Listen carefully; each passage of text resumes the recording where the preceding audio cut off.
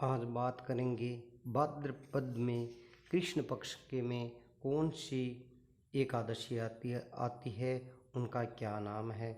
युधिष्ठिर ने पूछा, हे प्रभु, अब मैं आपसे सुनना चाहता हूँ कि भाद्रपद में कृष्ण पक्ष में कौन से नाम से एकादशी आती है।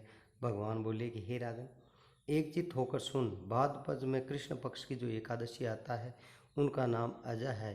यह सभी पापों को नाश करने वाली बताई गई है। जो भगवान ऋषिकेश पूजन करके उनका व्रत करता है, सारे पाप नष्ट हो जाते हैं। पूर्व काल में हरिश्चंद्र नाम का एक विख्यात चक्रवर्ती राजा हो गए। वह समस्त भूमंडल को स्वामी और सत्य प्रतिज्ञ थे। एक समय किसी कर्म का फल भोग प्राप्त होने पर उन्हें राज्य नष्ट होना पड़ा।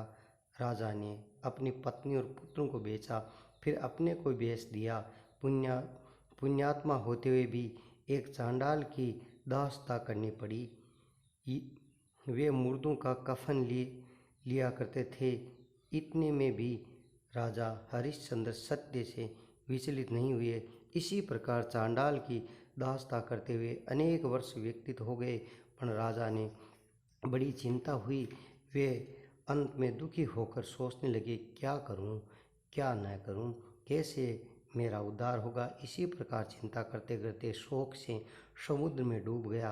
राजा ने आतुर होकर कोई मुनि उसके पास आए। बोले, महर्षि गौतम थे।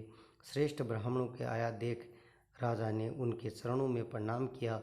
दोनों हाथ जोड़कर गौतम के सामने खड़े होकर अपना सारा दुख समाचार सुनाया। राजा ने बात सुनकर के गौतम से कहा, हे राजन, भाद्र कृष्ण पक्ष की एकादशी कल्याण में अजा नाम की एकादशी आती है, जो पुण्य प्रदान करने वाली है। इनका व्रत करो, जिससे करने से सब तुम्हारा सारा पाप का अंत हो जाएगा। तुम्हारे भाग्य में आज के 7वें दिन एकादशी है। उस दिन उपवास करके और रात्रि में जागरण करना। ऐसा कहकर महर्षि गौतम अंतर्ध्यान हो गए। मुनि ने इसी की बात मान करके और सुनकर राजा हरिश्चंद्र ने उत्तम व्रत का अनुष्ठान किया।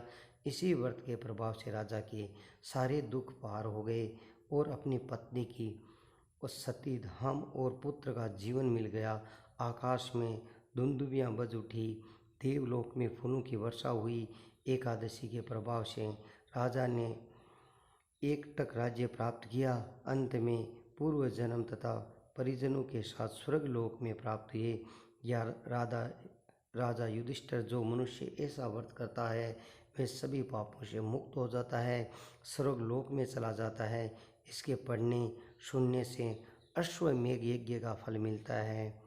इसी प्रकार की ये एकादशी है। बोले लक्ष्मी नारायण भगवान की जय हो।